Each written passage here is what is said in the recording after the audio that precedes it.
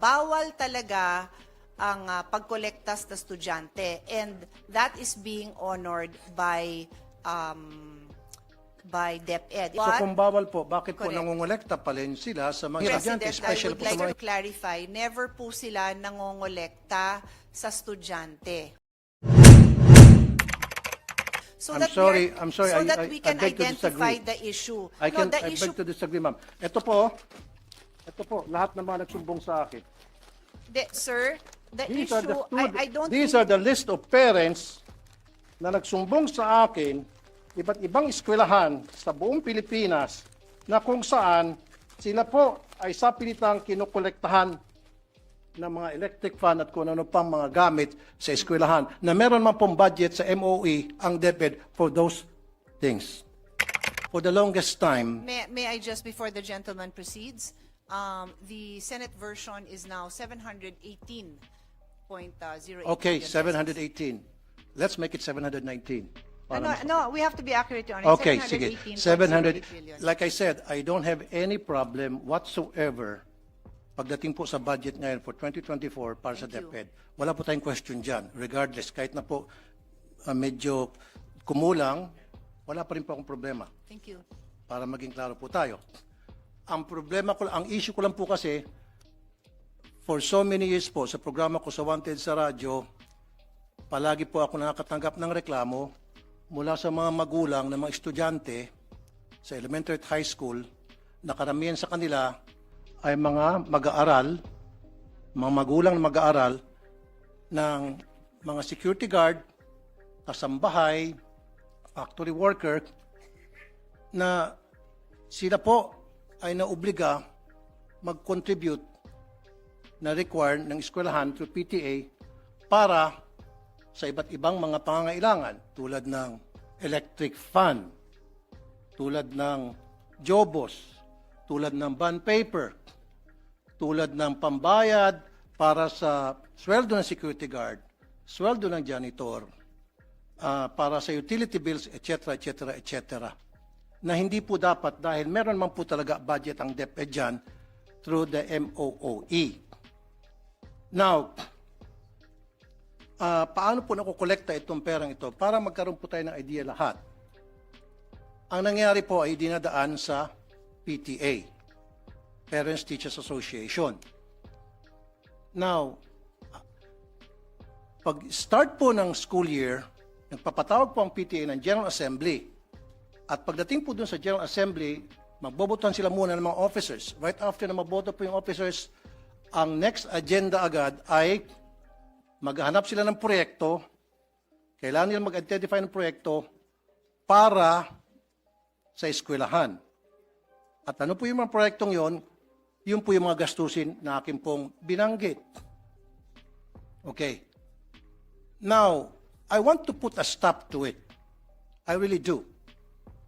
As much as possible during my watch as a senator of the Republic. Pero, napagsabihan po ako noon na kung gusto ko pong baguhin yung polisiya ng pangongolekta to PTA, gumawa po ako ng batas. Now, I don't have to dahil nakita ko na po, very clear na sa akin, na meron naman pala talagang batas. Kaya lang, yung batas na yun ay hindi na-implement. Republic Act 4206 noong 1965 na enact yan, which prohibits collection and even voluntary or otherwise from elementary schools sa public schools except for Red Cross, except for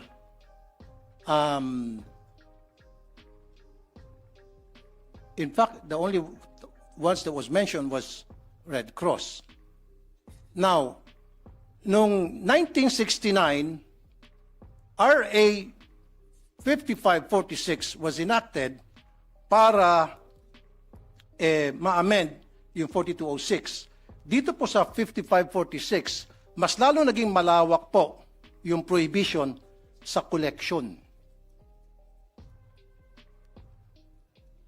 maybe the good sponsor might want to react doon po sa dalawang batas na akin pong nabanggit. Thank you. Hello? Can you hear me? Yes, ma'am. Okay. Thank you, Mr. President. Here. Mr. President, the concern of the gentleman was raised during the hearing, and the Vice President Secretary of DepEd responded by mentioning Department Order Number 49 Series of 2022, which is a no-fee, no collection policy. Tama ba yan? No fee, no collection policy, which they are strictly implementing. And it was further discussed during that hearing that there is the PTA in almost every school that does their own fundraising efforts. And it being a parent-initiated organization, they are allowed to do that. So, in connection with the law that His Honor pointed out, that is exactly consistent with the department order of the department. But the which is department a no order colle- cannot if I may- supersede. if I may just continue, Your Honor. Okay. So the department order has the very same policy. No fee, no collection. The department and all their subordinates, meaning the teachers, are not allowed to initiate or to tolerate these collection efforts. But this does not prevent the parents from having their own fundraising. This system has been practiced for decades. Ayan, finally lumakas. This system has been practiced for decades, and it has been a private initiative of the parents that has allowed many projects to see the light. No, anything from gate, fencing, gardening, events. It's a PTA initiative, and I think that's why it was mentioned that if there is a desire to change that policy, there must be a law, because currently the DepEd order is consistent with the existing law mentioned by His Honor. Okay, Mr. President, may I ask the good sponsor kung sabihin niya sa akin yung bang department order na yon at saan po doon sa dalawang batas na binanggit ko, RA 4206 and RA 5546, alin doon na nagsasabing pinapayagan na mangolekta ang mga eskwelahan o mga magulang para sa kontribusyon sa eskwelahan. Can you please show it to me? It's a 1965 and 1969, no, the first one was 65 yata, and 69 law, so this representation had to refresh herself on those laws, Your Honor. Hindi pa ho ako pinapanganak nung 1965. Nung inamend, pinanganak na ako, pero hindi ko pa to nabasa, inaamin ko naman po. Anyway, if we may go to the very important point of the gentleman, no? First of all, let's put on record that we respect His Honor's concern for the parents, no, who have expressed their problems, no, who have reached out to share. Meron namang batas na nagbabawal na magkolekta ang PTA. Tama ho ba ang intindi ko sa tanong? Is that a correct understanding? RA 5546, bawal po talaga ang contribution, collection sa mga estudyante whatsoever, whether yan ay voluntary or otherwise, except for Red Cross, Girl Scout, Boy Scout, and Barrio High School. Yun lang po talaga minention sa 5546. Wala nang iba pa. Kaya kung meron pong ginagawang collection other than those mentions, then that is against the law, against 5546, which is happening right now in so many public elementary high school. And marami pong lumabas na mga department order, and I can mention a few of them, na they're trying to circumvent the law para lamang matuloy yung gusto nila mangyari ng eskwelahan na kumolekta. Ang point ko lamang po dito, Mr. President, Your Honor, Madam, mag-implement na tayo ng policy. Meron tayong law, then dapat it's up to the executive para ma-implement itong law. Because the last time I was informed na gumawa ako ng batas para ma-implement na raw, mag-implement ng batas. Nagagawin ko, I don't have to because meron na palang dalawang batas, Your Honor. Yes. Your Honor, Mr. President, His Honor is correct in his paraphrasing or delivering the provisions of RA 5546 kung saan ho, and I will just read it no para clear Yes, ang maintindihan din ng mga kasamahan natin yung issue po na malapit po sa puso ng ating kasamahan. The section 1 of RA 5546 states, the sale of tickets and or the collection of contributions in any form whatsoever by any person for any project or purpose, whether voluntary or otherwise, from school children, students and teachers of public and private schools, colleges and universities is hereby prohibited. Tama po sir, no? Yan, Mr. President, yan po ang tinutukoy ng ating kasamahan. Tama po. Tama ho ba? I agree. Yes, okay. So, nung ako ho ay nakikipagdiskusyon sa DepEd, aware po sila dito na bawal talaga ang collections of contributions in any form from school children, students, and teachers. And that is why in their Department Order number 49 series of 2022, known as the Promotion of Professionalism in the Implementation and Delivery of Basic Education Programs and Services, prohibits DepEd officials and employees from seeking contribution, support, solicitation of any kind, or any kind of intervention from non-DepEd entities. It goes on to say, likewise, the department implements a no-fee collection policy wherein no fees shall be collected from learners in kindergarten up to grade 4, while fees on certain memberships may be collected from learners in grade 5 and above, strictly on a voluntary basis, e.g. Boys and Girl Scouts, Philippine National Red Cross, Parent-Teachers Associations. So ito po yata, sir, ang implementing order na hinahanap nyo, Mr. President. Is His Honor, do I respond to His Honor's question by pointing out this DepEd order number 49? Thank you, Mr. President, Your Honor. Pero can a department order supersedes a Republic Act? Mr. President, in my humble legal opinion, this department order is consistent with the law. But I am very open to hear His Honor's concerns kung meron dito sa department order na inconsistent, kasi isa po ako sa naniniwala na hindi talaga dapat nagsusupersede ang Correct. isang department order. We are one with that, and Thank you. I let the record show that the minority floor leader is nodding his head because for more than a decade, magkakasama kami always reviewing this department orders. Hindi ho tayo Okay. nagtotolerate na nag-e-exceed. Exactly. So, nagkakaisa po tayo dyan, Mr. President. Pero dito po sa RA 5546, Mr. President, Your Honor, Madam, totally pinagbabawal ang any form of collections, voluntary or otherwise, except Red Cross, Girl Scout, Boy Scout, and then donors for the support of Barrio High School. And I have a definition of Barrio High School with me. Never did this RA mention about PTA. Yes, Your Honor. We noted that the mention of PTA is now in that department order. Upon further review and discussion with the DepEd, we are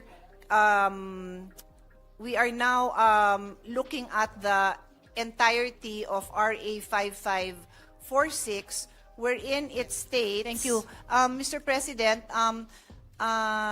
when we look at RA 5546, Section 1, and I will read it again, the sale of tickets and or the collection of contributions in any form whatsoever by any person for any project or purpose, whether voluntary or otherwise, from 1, school children, 2, students, and 3, teachers are hereby prohibited. So in the case of the PTA, Your Honor, what has been the policy of DepEd since 1969, just to be clear, it is not the policy of this administration alone, but since 1969, no, minana nila ang policy, is that there is a total ban on collection from the children, the school children, the students, and other teachers. But they recognize PTA as a separate entity that on their own have their own rules and guidelines, and may on their own come up with fundraisings that are voluntary in nature. Fundraisings. Okay. Well, just to be clear, Your Honor, Okay. that is my own choice of words, That's Mr. your own choice of President, words. yung fundraising. No? I Okay. use it generically po, Madam, Mr. President. meron ba diyang batas na kung saan, batas tayo, dinidefine ang meaning and function ng PTA? Alam niyo po ba yun? Dito na meron? sa RA 5546, wala hong banggit Wala. ng PTA. Tama. Wala Pero po. I will ask DepEd if there are No, any don't other... ask DepEd. Ako you pong don't bahala. need to know. Okay. Ako nang bahala. Yes, Mr. President. PD 603, December 10, 1974, dinefine ang meaning ng PTA. At nowhere here na nagsasabi ang PTA pwedeng mangolekta. Ang sinasabi rito, ang PTA ay isang programa, samahan, na para tulungan ng mga estudyante sa kanilang academic performance. Kung ano mga problema ng estudyante, anong problema ng mga magulang at teachers tungkol sa estudyante to enhance their participation sa eskwelahan, yun po yung purpose. Look at PD 603, ma'am. I'll give you a minute. PD 603, December 10, 1974. It is a forum being provided by the law para yung mga magulang at ng mga estudyante at guro ay magkaroon ng pagkakataon mapag-usapan yung welfare ng mga estudyante. Yung pong pinakabuod. Never doon sa PD na yan did mention na pwedeng mangolekta ang PTA ng contribution o collection para sa mga proyekto ng anumang mga proyekto sa isang eskwelahan. Yes. Mr. President, I will respond to his Honor's observation on the definition of PTA. Umpisahan ko po kung ano tong PD 603, no? This is the Child and Welfare Code. Familiar po tayo dyan. It's basically a law that governs, is meant to protect children. And Section 77. Section 77, just to be clear, malawak ho itong batas na ito kasi ito din ho ang naging foundation ng Foster Care Act na naging basis ng mga amendments natin on foster care law. So it's a very general law, quite detailed, no, in various ways of protecting children. So there is a section on home and school, chapter 2 po ito. And Article 77, as his Honor correctly points out, mentions Parent-Teachers Association. It states every elementary and secondary school shall organize a Parent-Teacher Association for the purpose of providing a forum for the discussion of problems and their solutions relating to the total school program and for ensuring the full cooperation of parents in the efficient implementation of such programs. All parents who have children enrolled in a school are encouraged to be active members of its PTA and to comply with whatever obligation and responsibility such membership entails. Parent-teacher associations all over the country shall aid the municipal and the local authorities and school officials in the enforcement of juvenile delinquent control measures and in the implementation of programs and activities to promote child welfare. Mr. President, in response to His Honor's concern or conclusion that the Parent Teachers Association do not have the authority to collect. Tama ho, no, sir? Mr. President, that is the question, no? That the Parent Teacher Association, by definition here in PD 603, do not have the authority to collect. That is the question, Let correct? me rephrase what I said. Mr. President, Your Honor, I want a clear definition in our law that states that the PTA is allowed to collect contributions, voluntary or otherwise. Saan po sa ating konstitusyon, saan po sa ating batas. Yun po gusto ko para maging malinaw po sa atin lahat. Yes, Dapat po understood. nandito, meron po ba? In fact, ang nakita ko lamang pong definition ng PTA, which is, sabi mo, very vague, general, is PD 603, pinakamalapit. However, dito sa PD 603, hindi po sinasabi na ang PTA ay binuo para mangolekta sa mga estudyante ang mga eskwelahan. Mr. President, Your Honor, Madam. Mr. President, I just needed to confer with DepEd if tama po ang intindi ko. So in Article 77 of PD 603, which I had just read into the record, as I said, it states there that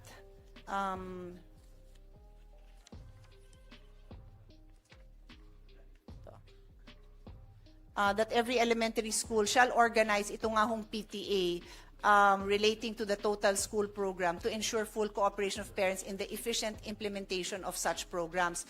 To address, they are meant to create a forum to address the problems and the solutions.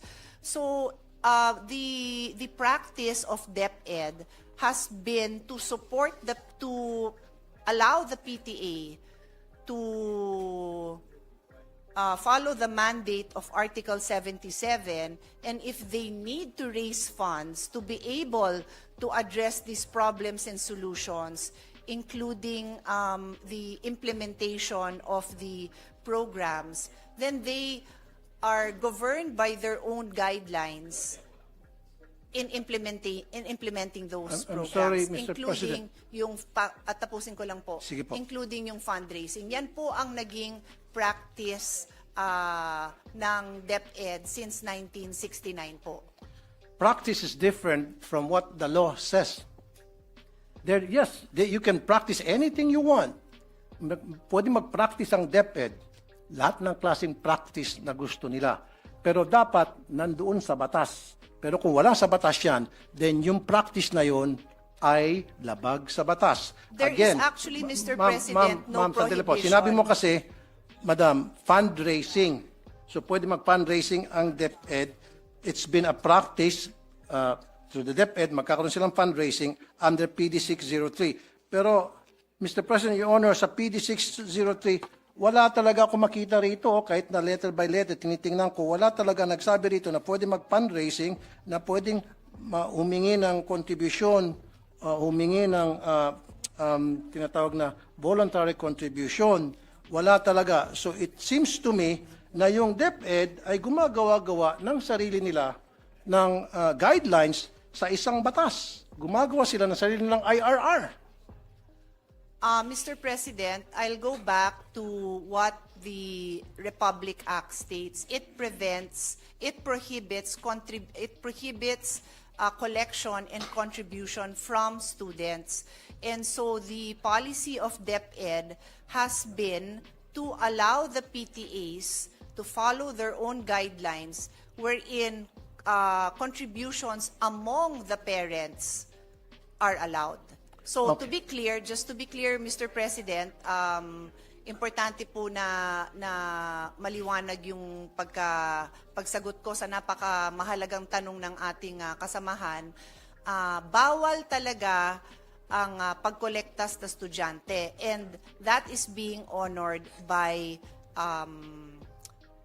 DepEd. In other words, hindi pwedeng maglabas ang DepEd, ang principal, ang teacher ng request or request for contribution na ibinibigay sa estudyante. Bawal po talaga yon. Bawal. So But, kung bawal po, bakit po Correct. nangongolekta pa rin sila sa mga estudyante, especially po sa mga Mr. hirap? President, I would like to clarify, never po sila nangongolekta sa estudyante. Wala ho silang collection sa estudyante. Ang meron, so I'm that sorry, so that we can I beg to identify disagree. the issue. I the beg issue, to disagree, ma'am. Ito po, lahat ng mga nagsumbong sa akin. sir, the These are issue, the I don't these think, are the list of parents na nagsumbong sa akin, iba't ibang eskwelahan sa buong Pilipinas na kung saan sila po ay sapilitang kinukolektahan ng mga electric fan at kung ano pang mga gamit sa eskwelahan na meron man pong budget sa MOE ang DepEd for those things. yes. Mr. President, first of all, may I request that that list is Yes, submitted I'll be so more than that happy to we give it to can you. give it to DepEd kasi I believe they have committed in the hearing pa lang na any violation po, iimbestigahan naman po nila. They made that commitment po. The only item left for the discussion on the floor right now is yung authority mismo ng PTA. So any direct contribution o collection sa estudyante, talaga hong iimbestigahan nila. So tama, ang pagkaintindi ko, Mr. President, sa issue is, so si PTA ba pwedeng mangolekta? And ang sinasabi po sa atin ng DepEd, the policy since 1969 has been to recognize the PTA's authority to decide among themselves. They have their own rules, they have their own guidelines to do their fundraising, that is a generic term that I'm using, among the parents. Hindi to sa bata, hindi apektado yung pagpasok ng bata, hindi apektado ang grade ng bata. Bakit ginagawa ng parents yun? Kasi kulang ang pondo. Yung sinabi ng ating kasamahan na nasa MOOE yan, meron yan pambili ng electric fan, idagdag ko na rin doon, ano yung mga kakulangan, di ba? Yung pagpaganda ng garden, driveway, entrance, kung ano pa man. Lahat naman po yan nilalagyan ng MOOE. Pero if I may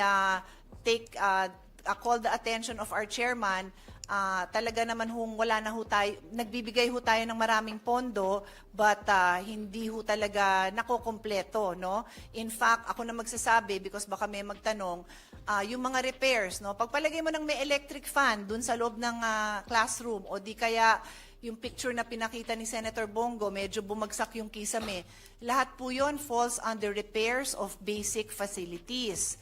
Pero natanggalan po yan ng pondo, na ilipat po sa ibang pondo yan, hindi ho ng Senado. So may mga issue pong ganyan.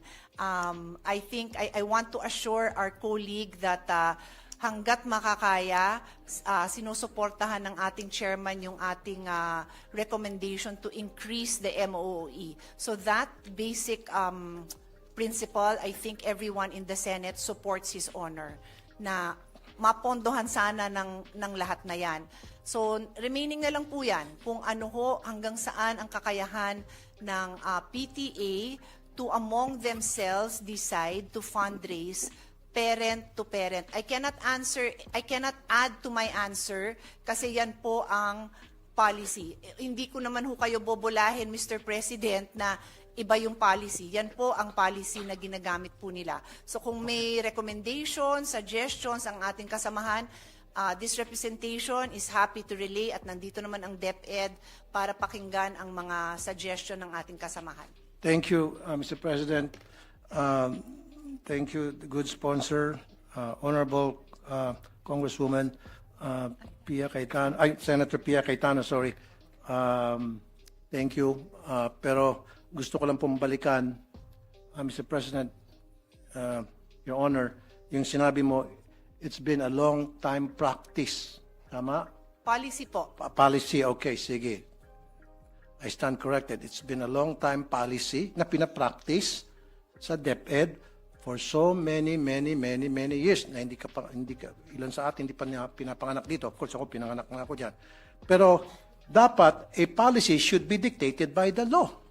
So is there a law na kung saan sinasang-ayunan ng policy na sinasabi nyo matagal na pinapractice ng mga taga-DepEd? Dapat lahat ng mga bagay na ginagawa sa ating mga eskwelahan, lalo sa DepEd, na who's receiving lots and lots of budget by the billions, dapat nandoon nakasaad sa batas. Hindi pwede po silang gagawa-gawa ng sarili ng policy na wala po sa batas. Dapat lahat po ng polisiya nandoon po. Mr. President, may I respond to that statement? Mr. President, as I said, no, kaya ho ako nag-abalang ipaliwanag na ang PD 603 is a very broad law intended to protect the rights of children. Kaya nga po Child and Youth Welfare Code ang pangalan nito. And there is just one chapter on home and school, which is only 2 articles. So, dito po sa articles na to, at binasa ko naman on record, yung pag-create ho ng PTA, wala na hong detalye yon. The fact, Mr. President, that there is no prohibition, that there is no provision that specifically or expressly prohibits the PTA from engaging in certain acts to pursue their mandate. Yes, there is. Mr. President, if I may just continue. My statement is, the fact that there is no provision that expressly prohibits the PTA from pursuing their mandate is in itself an accepted principle that there is no violation. It is a rule of statutory construction that what is not expressly or impliedly prohibited by law may be done. So yan ho ang ating statutory constructions when it comes to prohibited acts. So pag sinabi po natin bawal ito, then we need to produce that law that prohibits it. And so we do have yung dalawang RA na binanggit naman ng ating kasamahan. Meron nga hong RA na nagbabawal. Yes. But that is why I have been repeatedly explaining that since 1969, ang implementation ng ating DepEd dito, they believe that they have been implementing this in the true spirit of the law na nagsasabing bawal mangolekta sa bata. They cannot collect contributions from school children, students, and teachers. Yun ho ang specific wording of the law. Exactly. And I agree. And that's very commending. Pero it defeats the purpose na para hindi po magkaroon ng dropout, para ma-entice yung mga magulang na mga mahirap, na mga estudyante, mga mahirap na magulang na may mga estudyante, na papasukin sa eskwelahan ng kanilang mga estudyante dahil wala nang makain sa bahay. Di ba? Para naman mabusog pagdating sa eskwelahan. Pero pagdating naman sa eskwelahan, kokolektahan mo ng kung ano-ano. Then, yung iba pa nga sa kanila, yung mga sumbong sa akin, Sir, naglalakad na nga lang po ako, 2 kilometro, kasama pong aking tito. Wala po akong pampamasahe. Pudpud na nga po yung aking tsinela, sapatos. Pagdating doon sa school, ine-expect kami po ay magbigay ng para sa electric fan. Ito pa po, para sa kalaman na marami. Kuminsan, pinapahiya pa po yung mga estudyante. Nagkakaroon po ng group chat. Nakalista doon sa group chat, sino-sino yung mga nagbigay at sino-sino pa hindi nakapagbigay. So yung mga hindi nakapagbigay, peer pressure, is either gagawa ng remedyo para makapagbigay, masama sa listahan, matanggap ng grupo, or hindi na lang papasok kasi napapahiya sila. Magda-drop out na lang. Sayang yung feeding program. So, what I'm trying to say here, Mr. President, napakasimple lang naman eh. Okay lang may PTA. In fact, wala akong against it sa PTA. Use it properly. Dapat yan, talagang nababantayan ng DepEd. Dapat yung PTA, gamitin lamang yan para pag-usapan po yung pong mga problema ng mga estudyante at mga guro para tingnan at i-monitor yung mga activities ng mga estudyante, yung kanilang academic performance. And this is the truth. Your Honors, siguro meron kang estudyante sa public school, may anak ka ba? Maybe wala. Or maybe may staff ka na nag-aaral sa public school because marami akong staff nag-aaral sa public school here in the Senate saka sa RTIA at lahat sila nagsasabi na talagang pinipilit yung kanilang mga estudyante magbigay sa kontribusyon. Pag hindi ka nag-contribute, anong consequence? Hindi ka na maging paborito ng teacher. Ikaw ay pwedeng maiwan, ikaw ay mag-scrub ng sahig. Ikaw ang mag-erase na mga nakasulat sa blackboard. Marami pa pagawa sa iyo. Pero kung ikaw nag-contribute, go home ka na, maganda pa ang grades mo. Yan po ang madalas na mangyari sa iba't ibang mga eskwelahan. At yan po'y documented. At yan po, in-interview ko po lahat ng mga staff ko na may mga estudyante sa public school na nire-require po talaga sa PTA pa lamang, binoboto na agad kung ano yung mga pwedeng ma-contribute, anong pwedeng may ayos sa eskwelahan. Just imagine, Mr. President, Your Honor, every single year, kailangan mag-contribute ang mga estudyante para sa electric fund. Eh kung ipon-ipunin natin yung contribution sa electric fund every year, eh siguro baka marami ng warehouse ng electric fund dyan sa DepEd, kung saan ba dinadala yung electric fund. My question also, Mr. President, Your Honor, di ba meron pong MOE para dyan sa electric fund na yan? Ba't kinakailangan pa pagbayarin yung mga estudyante sa electric fund, sa jobos, sa pintura, sa bond paper, maging sa, ito pa po, sweldo sa security guard, sweldo sa janitor, pati ba naman sa kuryente. And I understand, Mr. President, Your Honor, Madam, meron po tinatawag na Special Educational Fund ang LGU. In fact, ang LGU nagbibigay din ng pera sa DepEd, Mr. President. Sana pupunta yung SF, SEF. Now, my question is, maari siguro ang problema hindi nakakarating sa mga eskwelahan ang MOOE. Saan na pupunta yung MOOE? Kailangan siguro i-audit natin yung MOOE. Yan po ba ay nakakarating ng tama o baka naman nakakarating sa mga eskwelahan pero hanggang sa principal lang? Kaya may mga balita, si principal, magaganda ang mga bahay, magaganda ang mga sasakyan, pero sila teacher, kawawa. So si teacher gagawa ng remedyo at yun na nga, maningil sa mga estudyante. Kaya nga po, sabi pa nga ng mga nakakausap ko po, doon sa mga listahan, I think we interviewed more than 100. Sabi, kaya nga po kami pumunta sa public school dahil wala po kami pambayad sa private school. Sila po ay mga tricycle driver, pedicab driver, labandera, kasambahay, factory worker, na mga underpaid, na malilit lamang sweldo. Salamat nga, sinabi ni Secretary Yusek Powa, and I commend you for saying that, yung programa nyo yan na merong feeding program para hindi na po tumaas pa yung cases ng dropout para ma-entice yung mga magulang na papuntahin sa eskwela ng kanilang estudyante dahil meron ng pagkain. Gutom kasi sila, kaya hindi sila pumapasok, pero kung bigyan mo ng pagkain, papasok na sila. However, pagdating naman sa school, yung libreng pagkain, parang siningil mo lang dahil pagbabayarin mo para sa kung ano ng contribution. Sir, ano po yung tanong nyo?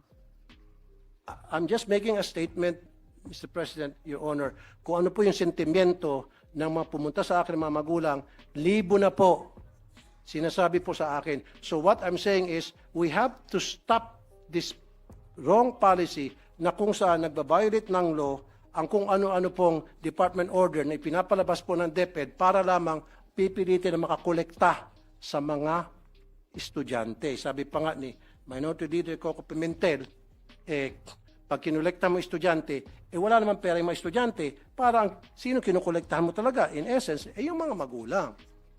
So, for me, change that policy, wag na ho tayo mangolekta, zero collection na talaga, voluntary or otherwise, tulad na nakalagay sa batas. Okay? Except for Red Cross, Girl Scout, Boy Scout, and Barrio High School. Let's stick to what the law says. Stop na natin yan. Huwag na ho tayo magpalabas ng mga department order para we try to circumvent the law para makakolekta. Tuloy, ang duda nito mga magulang, baka siguro gusto nilang magpalabas ng kung ano mga department order para makakolekta sapagkat gusto nilang yung MOE hindi na makarating sa mga eskwelahan.